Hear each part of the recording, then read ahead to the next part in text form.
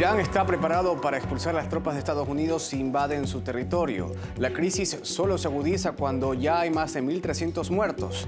En medio de los ataques de represalia de Teherán en la región, medios de comunicación indican que este es un recordatorio de que Washington no puede proteger a los países aliados en el Golfo Pérsico. Atención porque se encarece la vida en varios países del mundo por el conflicto en Oriente Medio. El cierre casi completo del estrecho de Hormuz está provocando el crecimiento del precio del petróleo a niveles récord en los últimos años. En España la gasolina tocó su máximo en meses. Mientras la Casa Blanca continúa con su agenda de agresiones en el mundo, Cuba recibe el respaldo de Sudamérica. Brasil y Colombia reafirman su compromiso para continuar los programas de producción de alimentos y cooperación técnica. Vamos a revisar las reacciones sobre la amenaza militar de Zelensky a un líder europeo por bloquear el crédito millonario a su régimen. Desde Hungría señalan que esto rebasa todos los límites. Eslovaquia también arremete contra Kiev.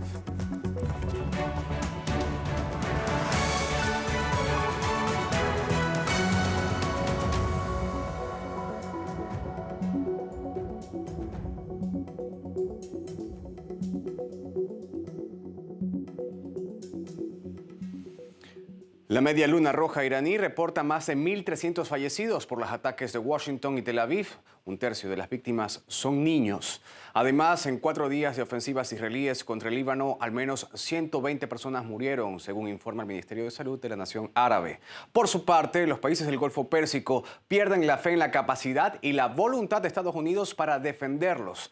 Medios señalan que los ataques de represalia de Teherán contra las bases estadounidenses han hecho comprender su vulnerabilidad. Marisabel Ceballos está con nosotros con toda la información. Marisabel, cuéntanos. Hola, Fernando. Bueno, a estas alturas sabemos que la tecnología no sortea a dónde ataca. Se sabe exactamente dónde se producen los ataques y es aquí cuando surgen estas preguntas: ¿por qué tantos civiles muertos? La Media Luna Roja da cuenta hasta el momento de 1.332 muertos en Irán tras los ataques conjuntos de Estados Unidos y de Israel. Evidentemente allí, ya tú lo mencionabas, un tercio son menores de edad. Solamente en aquella escuela de niñas, más de 150 víctimas. Y claro, este hospital de neonatología son temas que resienten a la nación persa, y por eso y mucho más el asesinato del líder supremo, el ayatolá Ali Khamenei. Vamos a repasar las declaraciones del canciller de Irán, Abbas Araghchi, que ante las amenazas o advertencias de Pete Hegseth, el secretario de Guerra de Estados Unidos, de que llegarán hasta las últimas consecuencias y que no descartan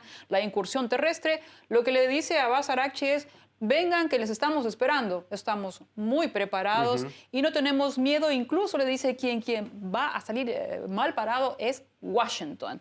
Mientras tanto, Donald Trump sigue haciendo alarde de sus supuestas conquistas en los ataques, y en este caso da cuenta del hundimiento de 24 barcos de la Armada iraní en un periodo de 3 días. Y Marisabel, cuéntanos también los datos que arrojan los medios de comunicación sobre los ataques, que dejó una gran cantidad de pérdidas humanas de las niñas, ¿no?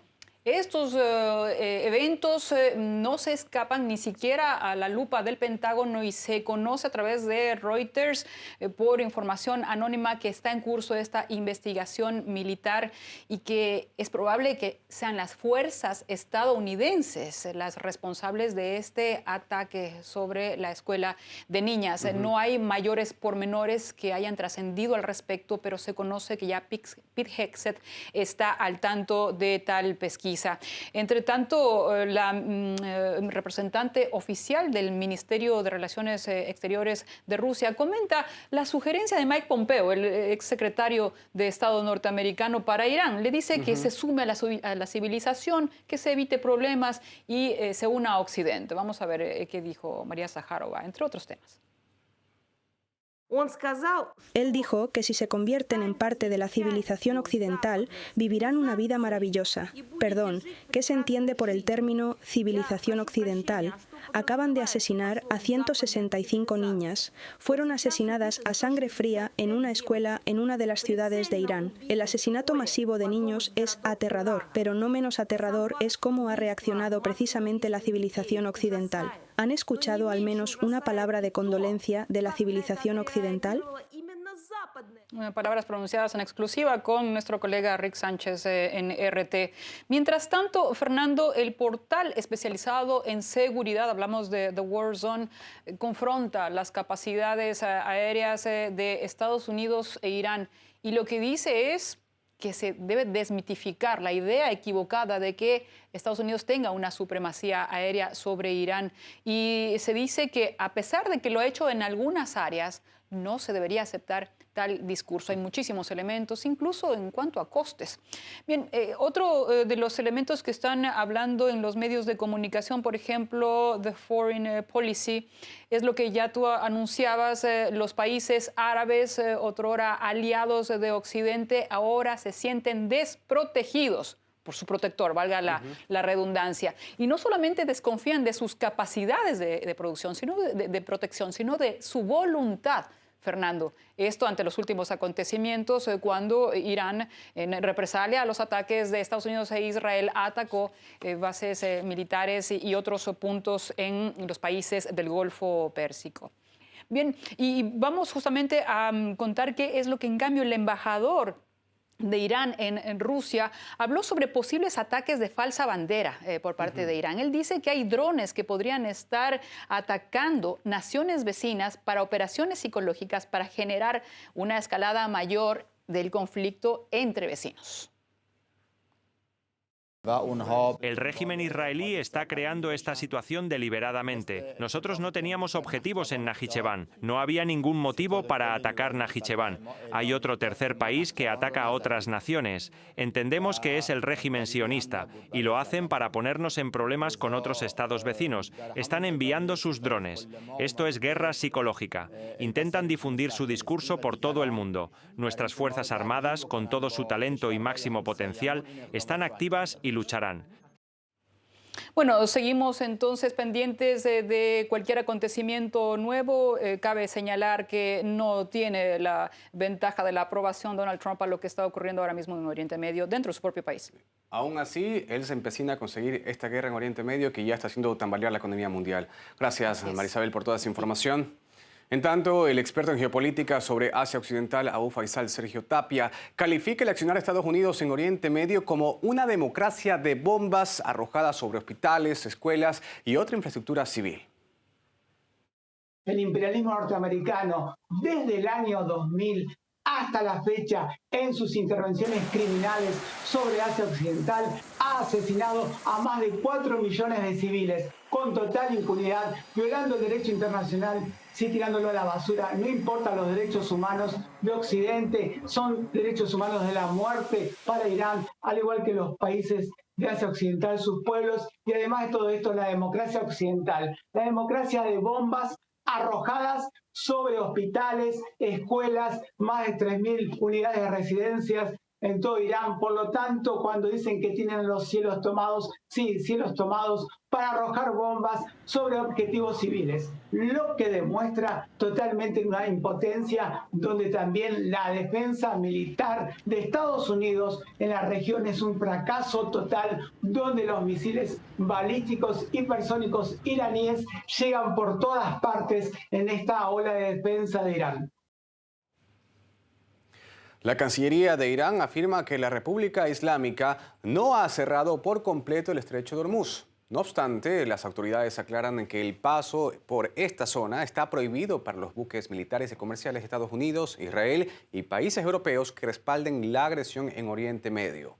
En paralelo, los medios advierten sobre graves implicaciones para la economía mundial. Se reporta el tráfico paralizado en la vía acuática y un aumento drástico en los costos de seguros marítimos y fletes de gas natural licuado. Otra consecuencia son los elevados precios del petróleo y el gas, especialmente en Europa. Las compañías petroleras y los principales productores de gas natural licuado registran incrementos históricos y la gasolina en España alcanza su mayor subida en 8 meses. En este contexto, los pronósticos mediáticos son preocupantes. Sostienen que el cierre del estrecho de Hormuz, provocado por la agresión estadounidense-israelí, tendría un impacto desastroso en el comercio mundial. Podría desencadenar en una recesión global, inflación y un incremento en los precios al consumidor. El experto en geopolítica petrolera Miguel Jaimes opina que el cierre del estrecho de Hormuz afectará más a Europa, ya que ha dejado de importar recursos rusos y ahora cuenta con pocas alternativas. Esto indudablemente que va a ralentizar y afectar la economía global, sobre todo de la región, que se va a ver seriamente empañada, como lo es Europa, la cual con los desaciertos en torno al tema de la energía y el alejamiento que han hecho de la Federación Rusa, sus inventarios seguros se han ido diluyendo en decisiones que marcan escenarios muy graves y lamentables para estas naciones. Altera la paz del planeta y esto nos lleva en el análisis a predecir que la situación en Irán pudiese durar en este arranque de no menos de 2 años de conflicto.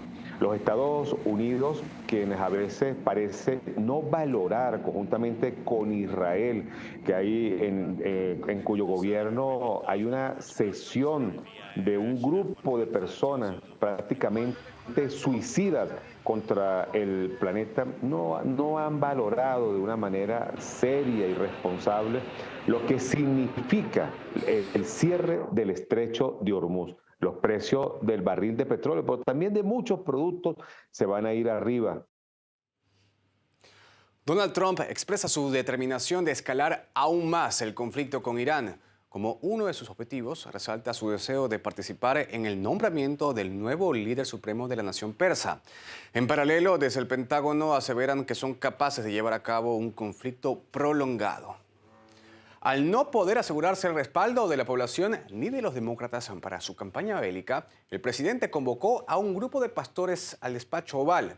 Esto para que dirijan una oración pidiendo fuerza para el inquilino de la Casa Blanca ante el escenario geopolítico muy complicado.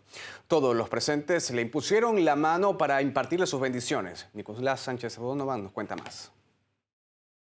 El presidente estadounidense Donald Trump no tiene ninguna intención de rebajar los ataques contra Irán, sino más bien todo lo contrario. Eso es lo que se puede entender de sus palabras que dijo desde la Casa Blanca, en las que aseguró que Washington está destrozando al enemigo y aniquilando sus drones y sus misiles. Además, Trump repitió que el tiempo para el diálogo con Irán ha terminado. Lo escuchamos. Son duros y quieren luchar, pero nos llaman y nos dicen cómo podemos llegar a un acuerdo, y yo les respondo, llegan un poco tarde, ahora queremos pelear más que ellos.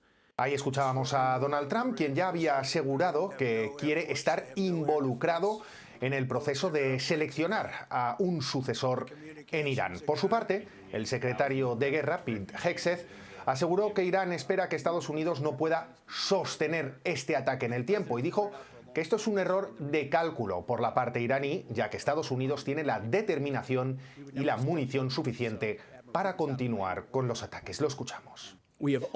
Apenas hemos comenzado a luchar y a luchar con determinación.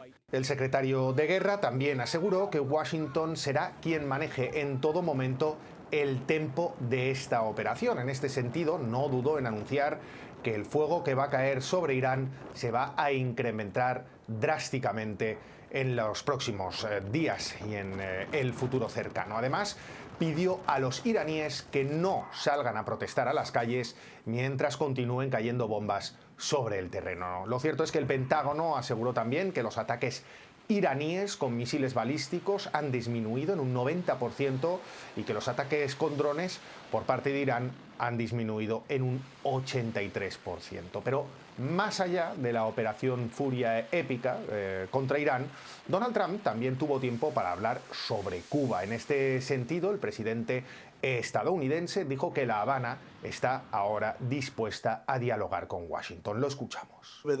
Cuba está deseando llegar a un acuerdo, no se imaginan cuánto. Así pues, mientras Donald Trump parece abrir la puerta al diálogo en Cuba, en Irán, Washington solo manda un claro mensaje, y es el siguiente: la ofensiva continúa.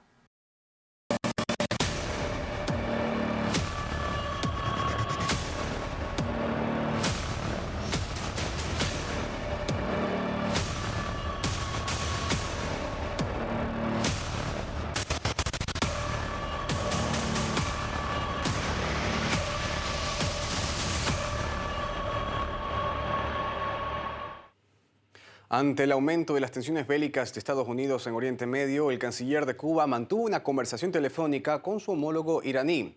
Bruno Rodríguez ha condenado los ataques de Washington y Tel Aviv y ha expresado sus condolencias por la muerte del líder supremo Ali Khamenei, así como de más de 150 alumnas de la escuela primaria Minab, víctimas de los agresores.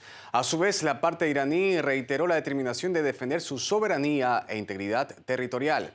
Además, el presidente cubano Miguel Díaz-Canel ha firmado un libro de condolencias en la Embajada de Irán en La Habana para expresar su solidaridad. Ambas naciones enfrentan las presiones coercitivas de Washington. Cuba, por su parte, atraviesa una aguda crisis de combustible debido al bloqueo energético de Estados Unidos que afecta a todos los sectores del país. Ante este panorama, Brasil y Colombia reafirman su compromiso de apoyar a la isla en programas de producción alimentaria y cooperación técnica. En este contexto, la periodista coordinadora del colectivo Nescar Necme e integrante del convoy Nuestra América, Agueda Sáez, insta a la comunidad internacional a garantizar el cumplimiento de los tratados internacionales y frenar la crisis que enfrenta Cuba.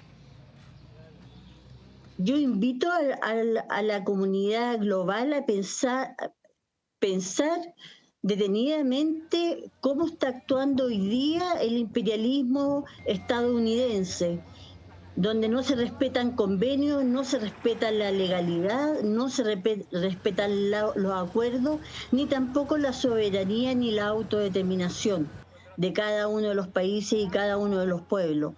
Yo creo que se requiere respuestas solidarias contundentes. Pensemos que en Cuba hace más de 30 años que se está diciendo a través de las Naciones Unidas de que el bloqueo es inhumano, que el bloqueo no está dentro de lo que son las políticas internacionales. No puede ser una forma de hacer política tratar de asfixiar a un pueblo. Por lo tanto, nosotros debemos hacer como pueblos, como sectores progresistas, como país, obligar a que se cumpla la normativa internacional y obligar a que se cumpla los convenios humanitarios que se han establecido ya después de la Segunda Guerra. Ya hoy día eso el imperialismo estadounidense no lo está considerando, no le importan los acuerdos, está solamente operando a través de la fuerza. Y eso es lo que los países democráticos no podemos aguantar. Tenemos que generar presión para que nuestros gobiernos reclamen y hagan sentir la fuerza y el repudio universal. El panorama político en Colombia para las elecciones presidenciales de este año se intensifica, con candidatos moviéndose estratégicamente para consolidar apoyos entre gremios, sectores empresariales y estructuras regionales. Además, el país se alista para los comicios legislativos del 8 de marzo en medio de la polémica por la presunta implicación de numerosos aspirantes en hechos irregulares. Camila Lozano Delgado ha investigado este tema. Estamos en el corazón del Poder Legislativo colombiano. Aquí se hacen las leyes, aquí se decide el rumbo del país. Pero hoy la pregunta es otra. ¿Quiénes quieren llegar a ocupar estos escaños que se votarán el 8 de marzo? Hasta enero de 2026, a menos de 2 meses de las elecciones, la Fundación Paz y Reconciliación Pares documentó 195 candidaturas cuestionadas, distribuidas de la siguiente manera: 78 candidaturas a Senado, 111 a Cámara de Representantes y 6 entre curules, CITREP, afro e indígenas.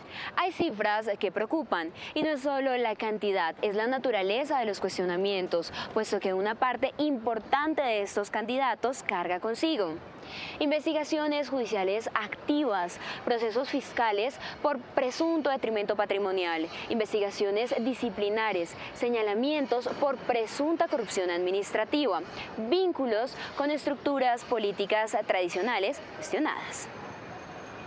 Y hay otro dato clave, y es que el 40% de los candidatos cuestionados están vinculados a clanes políticos regionales. ¿Esto qué quiere decir? Que no son solo casos individuales, se trata de estructuras de poder.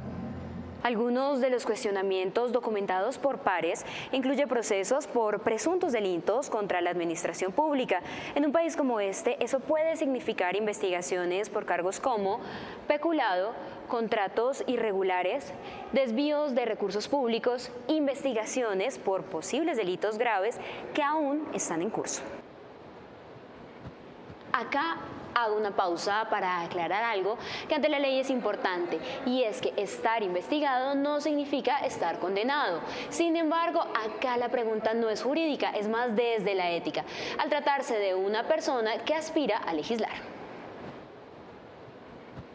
Continuando sobre los patrones colectivos, los partidos con mayor número de candidatos cuestionados son Partido Liberal 33, Partido Conservador 32, Partido de la U 29, Cambio Radical 24.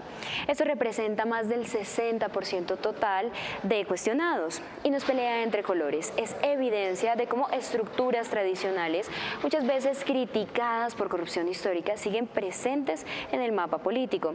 Hay que ver un poco más a fondo. Son las mismas prácticas, pareciera que se siguen normalizando las prácticas de corrupción, de compra de votos, de presencia y permanencia de clanes políticos subregionales para hacer una cooptación, digamos, completa de los espacios de poder. De una u otra manera, pues también pone en riesgo la manera en la que se puedan defender y cuidar los derechos de la ciudadanía en términos de participación y en términos de democracia, porque es en esta donde la casa de la democracia, en donde los representantes elegidos debidamente, pues llevan de alguna u otra manera esas luchas o los intereses de la población en general. En nuestro trabajo se identifica una concentración grande de candidatos y candidatas cuestionadas precisamente en la costa caribe colombiana. Y de la costa caribe colombiana, en donde también se nota o se han registrado grandes casos de corrupción en la historia reciente de este país. Los cuestionados están presentes en 28 de los 32 departamentos y Bogotá, con mayor número en Atlántico, Antioquia, Santander, Bolívar y Cesar. Estos 5 acumulan casi la mitad de los cuestionados a Cámara de Representantes. Este fenómeno no es exclusivo de Colombia. En distintos países de América Latina, personas con procesos abiertos o trayectorias polémicas siguen llegando a cargos públicos. Cuando eso ocurre de manera sistemática, la democracia no muere de un golpe, se erosiona lentamente. Finalmente, la calidad de un Congreso es el reflejo directo de la exigencia ciudadana. Camila Lozano Delgado, RT, Bogotá, Colombia. Rusia y Ucrania completaron la segunda fase del canje de prisioneros de guerra. Se intercambiaron 300 militares por cada parte, según informó el Ministerio de Defensa ruso. Anteriormente, el jefe de la delegación rusa en las negociaciones con Washington y Kiev en Ginebra, Vladimir Medinsky, destacó que el canje se da dentro de los acuerdos alcanzados en Suiza. Los soldados liberados esta jornada se encuentran en Bielorrusia y pronto serán trasladados a Rusia para continuar con su rehabilitación. Recordemos que el jueves las partes llevaron a cabo otro intercambio de prisioneros de guerra, canjeando 200 militares de cada lado. Desde Rusia señalaron que esto se había concretado con la mediación de Emiratos Árabes Unidos y Estados Unidos.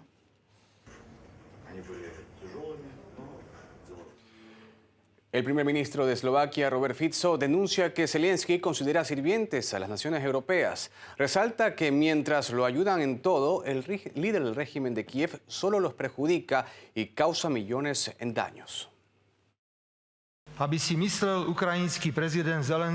Es inaceptable que el presidente ucraniano Zelensky piense que somos sus siervos y que debemos hacer todo lo que él espera. Lo ayudamos en todo. Él, en cambio, nos perjudica. Nos causó 500 millones en daños relacionados con las tarifas de tránsito de gas. Ahora ha detenido el petróleo. Pretende que el oleoducto está dañado. Aunque las imágenes satelitales confirman claramente que no es así, y se atrevió a decir públicamente, dirigiéndose a Víctor Orbán, a los soldados del ejército ucraniano, que quizás entonces Víctor Orbán comprenderá el idioma que estos soldados hablarán. Eso es un chantaje descarado. Por su parte, el ministro de Relaciones Exteriores de Hungría afirma que la última amenaza de Zelensky a Víctor Orbán excede todos los límites y destaca que Budapest no pagará por la guerra ucraniana. Además, el líder del partido opositor húngaro critica esas declaraciones y exige que la Unión Europea corte los lazos con Ucrania hasta que se disculpe. Asimismo, la Comisión Europea calificó de inaceptables las palabras del líder del régimen de Kiev. Esto ocurre después de que Zelensky amenazara con entregar la dirección de Orbán a los militares ucranianos debido al bloqueo de un préstamo del bloque de los 27 a Ucrania.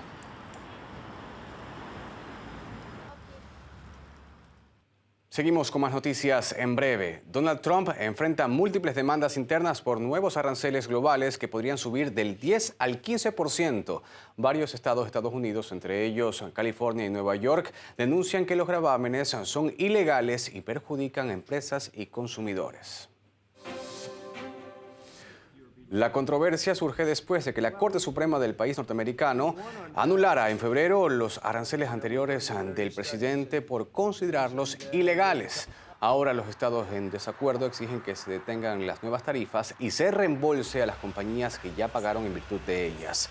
La administración del mandatario estadounidense defiende su política arancelaria y, según medios, el proceso judicial podría tardar meses.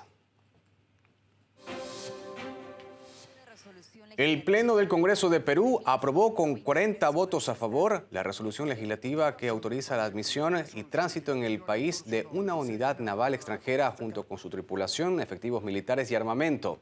La medida permitirá el ingreso del buque científico de investigación oceanográfica de la Armada de Colombia. De acuerdo a la Constitución peruana, la presencia de fuerzas militares extranjeras requiere autorización oficial. Según las autoridades, el navío visitará Perú del 12 al 22 de marzo como parte de la expedición antártica. En Venezuela, miles de niños y adolescentes encuentran en la música una oportunidad para cambiar su futuro. A lo largo de décadas, un proyecto conocido como El Sistema ha reunido a millones de alumnos en una red única de coros y orquestas en todo el país. En el nuevo episodio de RT Reporta descubrimos cómo este tipo de arte se convierte en una herramienta de educación, disciplina y esperanza. Aquí en adelanto.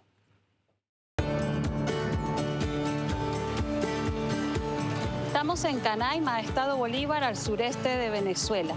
Este parque nacional de imponente naturaleza, habitado por tepuyes e impresionantes saltos de agua, es el territorio ancestral de los indígenas pemones. De Orquestas Juveniles e Infantiles de Venezuela también tiene lugar en este espacio. Nos cuentan que la musicalidad de sus niños y niñas, cuyo entorno les ofrece poca contaminación auditiva, es única y es permanentemente alimentada por el rumor del río Carrao y el canto de las aves. Los veremos.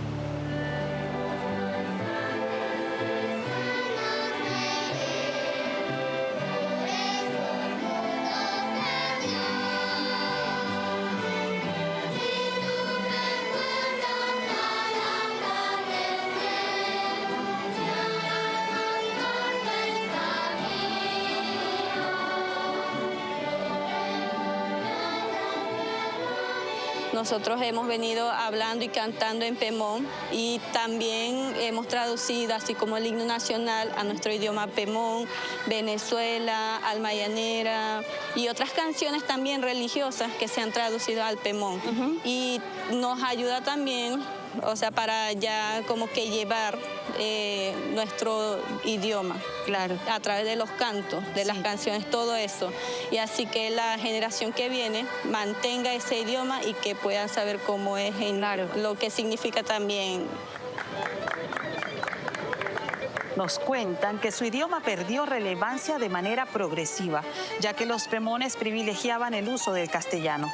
Algunos incluso comenzaron a hablar inglés para facilitar la atención de los turistas que vienen atraídos por sus imponentes saltos de agua. Creen que con el sistema se ha fortalecido el uso de su idioma nuevamente y que ahora llevan su cultura y su idioma a través de la música. Incluir también ciertos instrumentos autóctonos, como por ejemplo hay uno que se llama baronga, que básicamente es un bastón de bambú que simplemente uno va marcando el tiempo. La musicalidad de los pemones es particular, no solo por su entorno, también porque es parte fundamental de su vida y sus tradiciones ancestrales.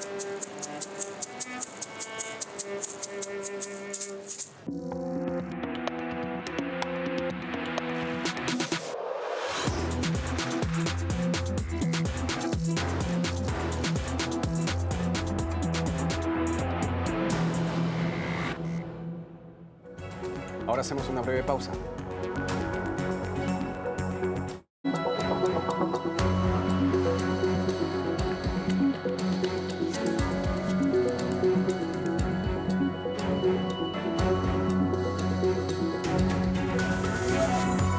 La crisis en Oriente Medio solo se agudiza. Los ataques a Irán ya dejan más de 1.300 muertos. A su vez, desde Teherán aseguran estar preparados para expulsar a las tropas de Washington si invaden su territorio. Se encarece la vida en varios países del mundo por el conflicto en Oriente Medio. El cierre casi completo del estrecho de Hormuz está provocando el crecimiento del precio del petróleo a niveles récord en los últimos años. Mientras Washington continúa su política de agresiones, Cuba recibe el respaldo de Sudamérica. Brasil y Colombia reafirman su compromiso para continuar los programas de producción de alimentos y cooperación técnica. Fuertes reacciones tras la amenaza militar de Zelensky a un líder europeo en Budapest por bloquear el crédito millonario a su régimen. Desde Hungría señalan que esto rebasa todos los límites. Mientras tanto, Eslovaquia lo califica de un gran chantaje. Gracias por estar con nosotros. Ahora los dejamos con RT Reporta.